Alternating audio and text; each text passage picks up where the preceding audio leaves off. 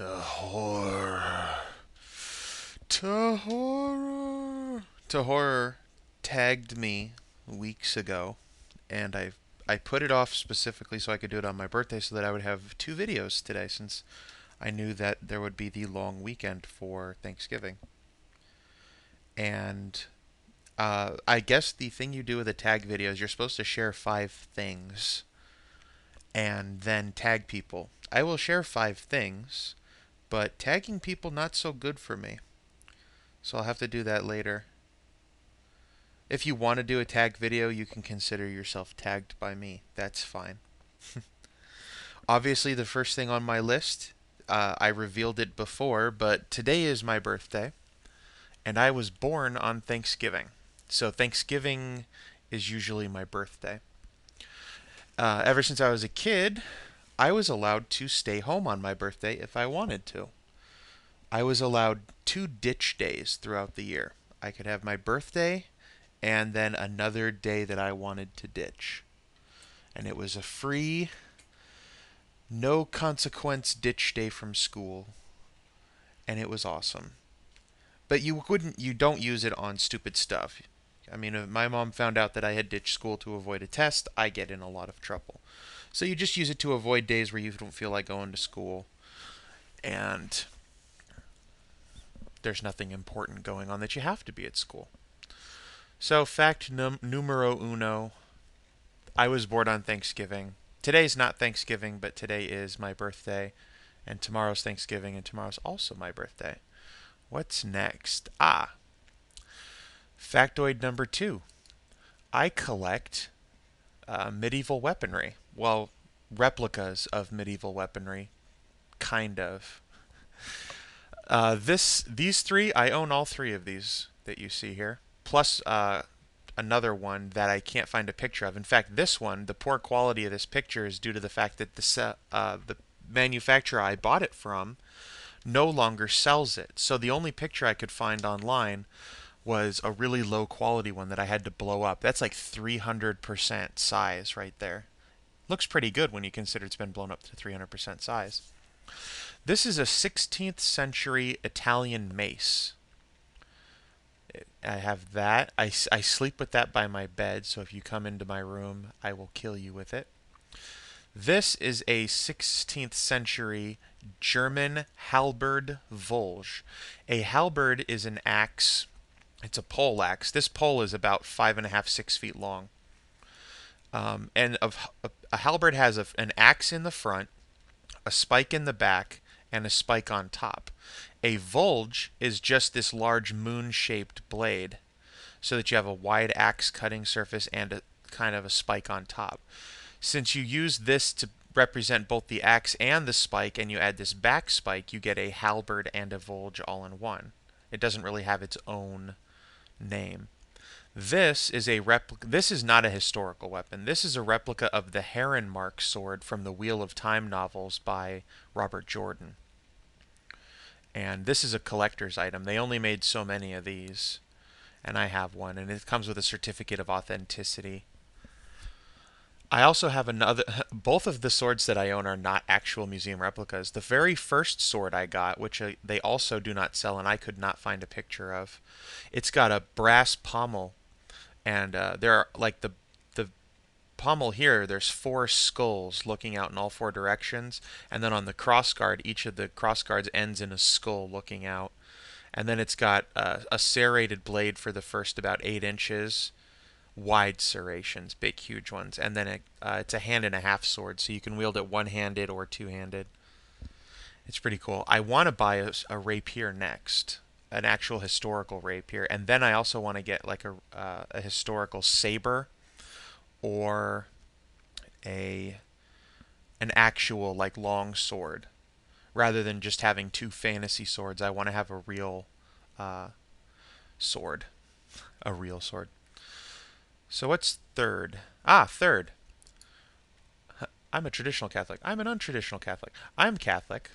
This is from Luis Escobar. I got it from his blog. Funny enough, this is the second image that shows up if you Google image search the word Catholic, and the very first one that shows up is the Hulk as a Catholic priest. I don't know why, but This one is one, I'm a Catholic, but two, I'm a skeptic. I thought this kind of captured that nicely since it's got the alien there.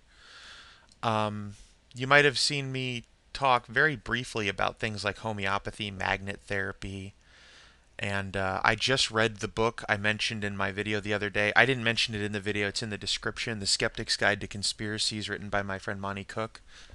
So I'm a skeptic and I'm a Catholic, and it doesn't really work very well when you get into the heavy skeptic community that you're not atheist, because a lot of them are atheist, and it doesn't work really well when you get into the very religious community, kind of like the cradle Catholics and especially the evangelical Americans, where you're not supposed to be a skeptic. You're supposed to just be the religious guy. So you're not allowed to be an evolutionary skeptic. You're not allowed to believe in evolution. It's funny that I was in Subway the other day and there were these two guys talking back and forth about how if evolution is true, then why are there still monkeys? And how come you can't find any of the transitional species between humans and monkeys, and or humans and apes? I think they said monkeys and apes interchangeably. So I did not talk to them. I was reading my book and I was eating my lunch, so I decided not to step in on that conversation. But I could have. I also like this, looks kind of like my dad with the big beard and the ponytail. What's next on my list here? Ah, I have my own magical girl. Well, kind of. I'm making her up. This is not her. This is a picture, though. I go online sometimes and I look through a bunch of anime pictures to find kind of conceptual art, I guess, for her. Like, I was very influenced by Cardcaptor Sakura, and she, of course, changes these outfits all the time throughout the episodes. And so I wanted one where she actually changed outfits because that was her part of her magical power. When she's manifesting her various powers, she ends up showing different costumes in place. But this one I liked because it showed this girl, but then it's got this parakeet, I would guess is what kind of bird that is.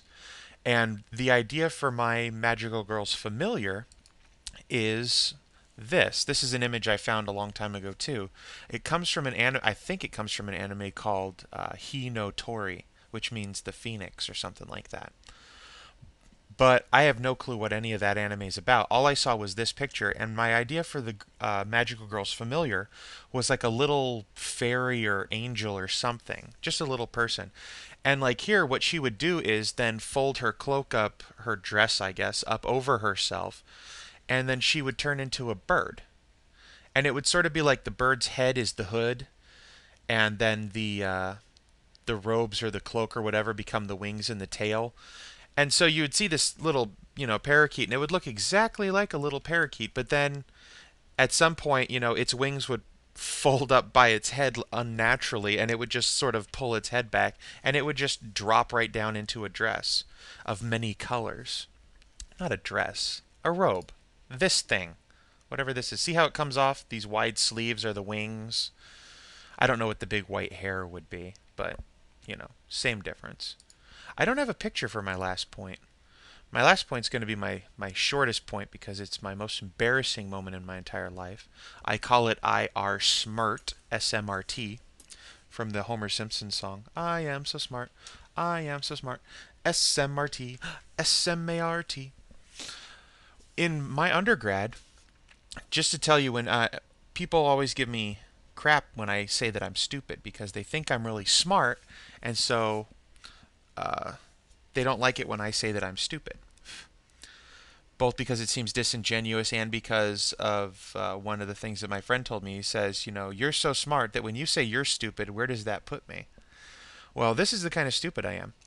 In my undergrad, I was about 2 minutes away from asking a woman on a date who was married. I had known this woman for a year, and I did not know she was married because I am stupid. And it never occurs to me to ask somebody about their home life or to look and see if they've got a ring on their finger. And so I had come into school that day intending to ask her on a date. And it was literally 2 or 3 minutes before I was about to do it that we were talking, and she mentioned how she had to go home early because she needed to cook dinner for her husband. And I'm like, oh, wow, you could hear me breathe out this huge